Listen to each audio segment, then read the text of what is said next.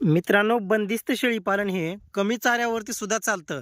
असं काहीच नाही की शेळीपालनामध्ये तुम्ही 7 ते 8, 10 प्रकारचे हिरवे चारे लावा, 4-5 प्रकारचे सुके चारे ठेवा, मग कुठेतरी बंदिस्त शेळीपालन होत असतं किंवा फिरस्ती शेळी बंदिस्त होण्यासाठी एवढा चारा लावावाच लागतो. तर अशातला काहीच विषय नाही. माझं मत असं मित्रांनो, आपण जो चारा शेळीपालनामध्ये वापरतोय, 10 चारे हिरवे लावण्यापेक्षा तुम्ही 4च लावा. पण तो जो चारा आहे, तो लेंडी खतावरती, गांडूळ खतावरती वगैरे उगवलेला चारा असावा, जेणेकरून त्याच्यामध्ये चांगले घटक असायला पाहिजे. जे काय आपण म्हणत असतो ना न्यूट्रिशनयुक्त चारा, तो तसा जर चारा जर भेटला आपल्याला, तर त्या ठिकाणी 100% बंदिस्त शेळीपालन परवडतं. किंवा बऱ्याच जणांचा विषय असतो बघा, की आमची शेळी एकदा वेली की परत म्हणजे ती गाबच राहत नाही, एकदम पाचोळ्याच उघड्या पडतात आमच्या शेळीच्या वगैरे. असं का होत असेल बरं?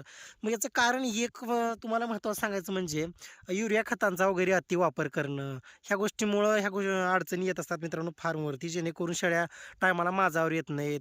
माझावर आल्या तरी व्यवस्थित म्हणजे गाब जात नाहीत. गाब गेल्या पिल्लं व्यवस्थित होत नाहीत. पिल्लं समजा झाले तर परत मग नव्यानं शेळी अंगच धरत नाही. ह्या अडचणी मित्रांनो बंदिस्त शेळीपालनामध्ये सर्रास पाहायला भेटत असतात. आणि त्याचं कारण हे पण आहे की आपण युरिया खताचा वापर वगैरे जास्त करत असतो. त्याच्यामुळं कसं आहे, बरेच शेळीपालक खत व्यवस्थापनाकडे अजिबात लक्ष देत नाहीत. हे बघा, शेळीपालनामध्ये फक्त मेडिकलकडे लक्ष देणं किंवा फक्त शेळ्यांच्या म्हणजे पिल्लांच्या संगोपनाकडे लक्ष देणं, ह्या गोष्टी थोडंसं बंद केलं पाहिजे. कारण मेन जो आहे शेळीपालनाचा बेस जे आपण म्हणत असतो, ते म्हणजे चारा नियोजन आहे. आता बघू शकता किती जबरदस्त असा मेथी घास आलेला आहे इथं. बघा, प्रत्येक म्हणजे 20 ते 25 दिवसांनी ह्या मेथी घासाची कापणी येत असते. आणि तुम्हाला दिसत असेल म्हणजे संपूर्ण लेंडी खत तुम्हाला दिसत असेल इथं.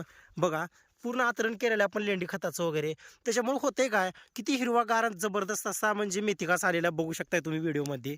मग अशा जर चारा जर वापरल्या म्हणजे बघा, भरपूर हिरवे चारे वापरण्यापेक्षा तुम्ही मेथी घास, थोडासा 4G बुलेट, थोडीशी सुबाबूळ, थोडासा दसरथ घास, ह्या 4 जरी वैरणी जरी हिरव्यामध्ये ठेवल्या तर काहीच अडचण येत नाही मित्रांनो, कधी पण लक्षात असू द्या.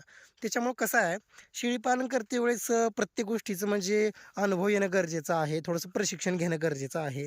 कारण बरेच शेळीपालक काय करतात, चारा वैरणीकडे थोडंसं इग्नोर करतात आणि त्याच्यामुळं शेळीपालन चुकीच्या दिशेने जात असते मित्रांनो. आता बघा, किती जबरदस्त मेथी घास आलेला आहे. आता अशा म्हणजे आता इथून पुढं थंडी सावकाश सावकाश कमी होणार. म्हणजे येत्या 15 ते 20 दिवसामध्ये, येत्या 1 महिनाभरामध्ये संपूर्ण उन्हाळा होणार. आणि ह्या उन्हाळ्यामध्ये असा हिरवागार आणि जबरदस्त असा मेथीका जर आपण जर शेळीपालनामध्ये जर वापरला, तर 100% आपल्या शेळीपालन म्हणजे पुरणारच आहे. पिल्लांचं संगोपन चांगलं होणारच आहे. शेळ्यांना दूध चांगलं येणार आहे. आणि शेळ्यांना दूध चांगलं आलं तर पिल्लांचं संगोपन ऑटोमॅटिक चांगलं होत असते. तर बघू शकता किती जबरदस्त मेथी घास आलेला आहे. आणि सध्याला जर विचार करायला गेलं तर एक सच्चा शेळीपालक जो आहे, तो 1 ते 2 वैरणीवर सुद्धा शेळीपालन करू शकतो. आणि ज्याला शेळीपालनातली माहिती नाही, उगाच काहीतरी म्हणजे भपक्या बोलत असतो, त्याला ह्या गोष्टी अशक्य आहेत मित्रांनो. तर बघू शकता किती हिरवागार. आणि बघा, आता ही तिसरी कापणी आहे. आणि प्रत्येक कापणी, तिसरी कापणी असो, चौथी कापणी असो, ह्या प्रत्येक कापण्यांचा व्हिडिओ आपल्या फार्मवरती येणार आहे. त्याच्यामुळे रेबल स्टार फार्मला सबस्क्राईब करून घ्या मित्रांनो.